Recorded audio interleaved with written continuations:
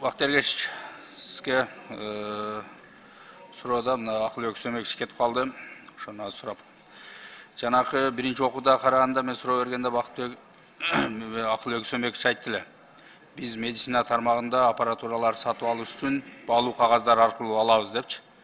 Ошонго мына бул бизде кечээдан айттым эле ДНК аппараты өтө керектүү болуп атат да. ДНКны апеллять этүүчү аппарат. Ошондо мындай быйылкы жылдын бюджетине киргизип алсак жакшы болмок.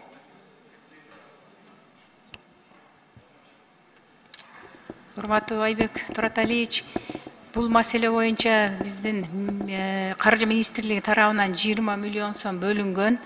Азыркы күндө ага тендер өткөрүлдү, жанагы донор менен бейтаптын ортосундагы шайкештикти тактоочу аппаратты биз алабыз. Тендер өткөрүлдү.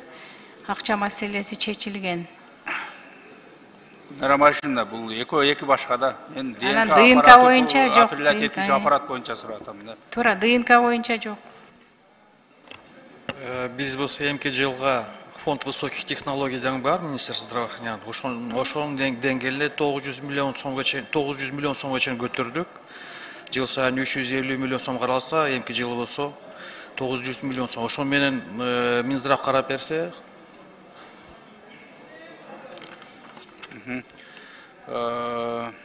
Андан кийинки суроом мына банкка. Айбек Тураталиевич, ошол жогорку технологиялар фонду тарабынан муну келе жаткан жылда карайбыз.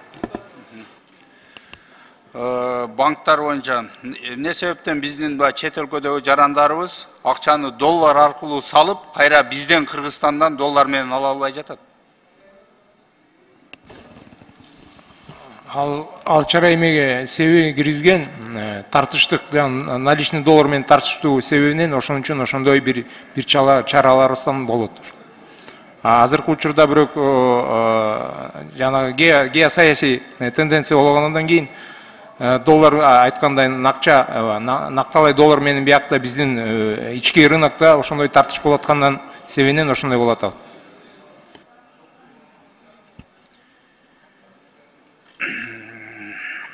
Түшүнүктүү. Андан кийин мынакей биз азыр жана обедке чейин соцфондду караганда, алардын топтомо фонду 34,5 миллиард сомго жеттир да. Ал акчаларды мындай бир инвестиция салып, же бир өзүбүзгө пайдалуу жака иштесек болобу, Бактергеш? Алмаз Кубаевич, жооп берип коюңузчу боюнча. Эми бул мыйзам чегинде булардын ошо топтолгон каражаттарды салуу жагына депозитке салат, баалуу кагазддарга салат, ошондой эмес мүмкүнчүлүктөрү бар. Ал жазылган. Түшүндүк, жазылган менен эми эгер булар ушунчалык мынакей пенсияларды жеткирүү үчүн коммерциялык банктарга бул соцфонд канчалаган акчаларды коротот да.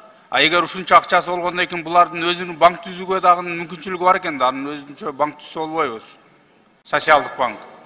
Пенсионный банк деп атасыздар, Бул боюнча маселе көтөрүлгөн, аны биз болсо азыр карап атабыз, изилдеп атабыз. Бирок окончательный решение чыга элек бул боюнча. Эми кечирип койгула, мен былтыры келгенде суроо бергенде карап атабыз дегенбиз да. Карап аткан адамдар уже пенсияга кетип атат да, жылдан жылга карап атабыз депчи. Кечирип койгула, эми бир мындай боло турган жумушту бир үстүндө бир кичине иш алып барсак. Жок, более эффективный механизм сунуштап атабыз. Ошо каражаттарды туура пайдалануу боюнча. Бүгүнкү күндө мына госстандарттын иши кандай жылууда, Бактергеш?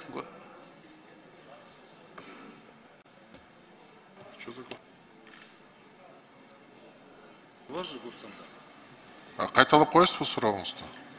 Госстандарттын жумушу боюнча маалымат берип коюңуз. Госстандарттын жумушу бизге карайт, ЦСМ деп коебуз. Негизги ошо өз планы менен иштеп атышат.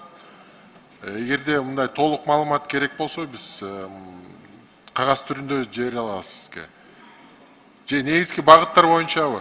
Эгерде негизги багыттар боюнча, анда ушул метрология жагынан азыр иштер болуп атат. Бул метрология жагынан бул мисалы ошол эле ЕСК байланыштуу негизги тех стандарттар, тех регламенттер иштелип чыгып атат. Жыл сайын дейм,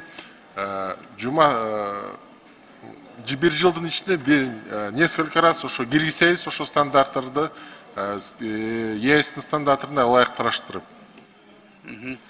Айыл чарба министрлигине мына ветеринардык лаборатория боюнча быйылкы жылга канча каражат каралган? 35 миллион біз қарап бердік, шо Баткен Наранға. Өздері жооп берсинчи.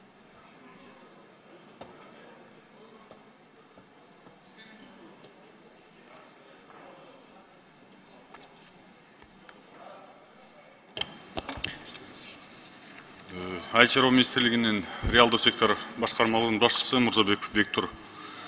Жалпы ветеринардык кызматка 548 миллион 130 миң каралган. Мунун ичинен лабораторияларга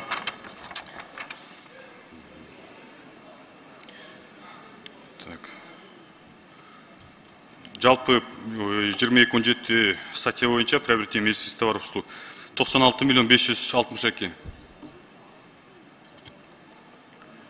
Ошол акча жетеби? Толугу менен ошол ветеринардык лаборатория толук кандуу иш жүргүзгөнгө. Бул жакта кошумчадагы бул алынып аткан каражаттар бар, бул долбоорлордун алкагында.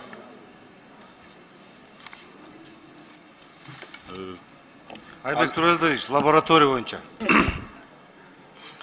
Сиз айткандай акча каражат дайыма жетпейт.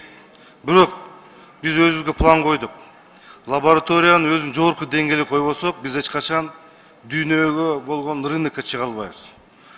Эгерде биз Кытай базарына чыгабыз десек, анда алардын стандартына дал келе турган лабораториялар керек бизге. Ошол боюнча азыр вице-премьер министр да келди. Ошол боюнча да сөз жүргүзүп атабыз. Эгерде биз Европага чыгалы десек, анда тек регламент боюнча лаборатория негизинде биз ошо дал келе турган лабораторный анализдер керек. Ошонун негизинде биз 3 лабораторияны биз күчөтүш керекпиз. Ветеринария, фитосанитария жана тамак аш жагынан, санэпидстанция жагынан. Ошол 3 багытты эгерде биз өнүктүрбөсөк, анда биз эч качан мындай жогору чыга албайбыз да. Анын баарын түшүнүп атабыз. Туура айттыңыз да, аны өнүктүрүш үчүн бизде мындай ачык конкуренция болуш керек да. А бирок бүгүнкү күндө мына биз угуп атабыз, кээ бирки баягы жеке менчик ушул ветеринарлык лабораторияларды канчалаган кредиттерди алып ачкан лабораторияны кайра жабабыз деген сөздөр болуп атты. Ошол канчалык деңгээлде чындык? Мен укпапмын, барбы маалымат? Жеке лаборатория ветеринарный экспертизалар, аларды жабабыз эмес, кайра мамлекетке кайтарып алып, спецсчеттун алкагында каржылайбыз деген маселе бар. Алардын алган кредиттерин ким жаап берет? Эми ачылгандарды, эгер ошондой болсо. Бардыгы тең ошо спецсчеттун алкагында эле каралат. Көрсөткөн кызмат көрсөтүүсүнө ылайык. Анан азыр жана мен бир кесиптешим суроо бергенде Акылбек Үсөнбеков жооп берип кетти да, Агровет корпорация түзөбүз деп. Эгер ал түзүлгөн болсо, биздин дыйкандарыбызга, биздин калкыбызга кандай жардам болот, кандай пайда болот?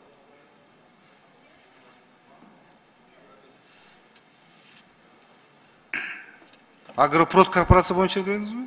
Агропрод корпорация мындай. Агропрод корпорациянын эң негизги максаты биздин азык-түлүккө болгон вообще негиз мөмө жемиш жана башка биринчи бул терип, жыйнап, сактап, аны обработка кылып, упаковка кылып сатуу. Ошонун эң негизги максаты болот. Анткени биз дайыма жерге көңүл бурат экенбиз, техникага көңүл бурабыз, бирок биз сатканга көңүл бура албай калыппыз да. Биз өзүбүздүн ушу сатканга көңүл буруп, жакшынакай стандарттар жасап, жакшынакай упаковка жасап, анда айткандай товарный вид жасаш керекпиз да. Вот ошо Агропрод корпорациянын максаты ошондо болот.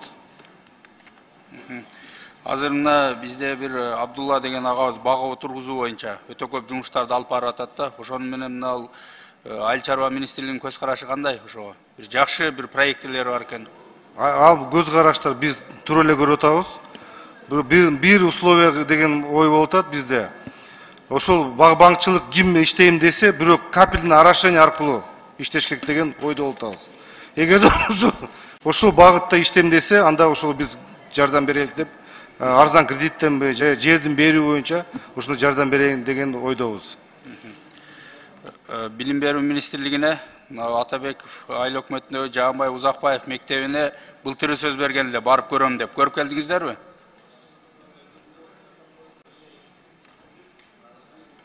Дагы бир жолу айтып койсоңуз, кайсы мектеп? Кечирим сурайм. Мен убактыма тийбей тургула, кайрадан жооп берип атам. Мына Бактергешович, мындай биз суроо берип атканда көңүл коюп угушса, биздин ар бир сурообуз кайталанган сайын убактыбыз кетип атат. Биз суроо берип атабыз, эки-экиден түп отурушаттан кайрадан кайтала деп, уже экинчи жолу кайталатып атат мен. Былтыры келгенде айтканмын мен, бул мурдагы министр айткан. Жаанбай Узакбаев деген Атабеков айыл өкмөтүндө мектеп бар. Мен ошондо айткан, Дүйшөндүн мектеби деп коет экен жергиликтүү калк деп. Ошондо биз барып өз көзүбүз менен көрөбүз, барып туруп буюрса аны оңдойбуз дейилген. Мына 1 жыл болду, сиздер тараптан сөз болбой атат, мен кайра көтөрүп атам. Барып көрдүңүздөрбү? Мен сизге өзүңүзгө тактап туруп маалымат берейинчи. Урматтуу кабинет министрлеринин мүчөлөрү, ар бир депутаттын сөзүн, суроосун жакшылап уккулачы.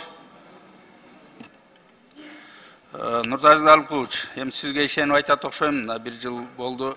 Şu Жаанбай Узакбаев деген мектеп бар. 100 жылдан ашыктыр, аны уже МЧС корутунду бергенде канча жыл болуп тур да, окуганы болбойт, пайдаланган деп. Дагынга чейин окуйт. Класстын ортосунда стойка турат. Ошол стойканын тегерегинде биздин балдар кооптуу жерде окуп атат. Ошону бир өзүңүз көзөмөлгө алып койсоңуз, ошол эле мезгилде мына Бабур мектеби Ырыс айыл өкмөтүндө. Жанакы 4 эсе көп окуучу окуйт экен да, пландалганданчы. Андагын карап бир көзөмөлгө алып, быйыл 2023-кө киргизип койсоңуздар, и ошол эле мезгилде бүтүп калдык. Эске кошумча айтам дагы кайсы жерлер.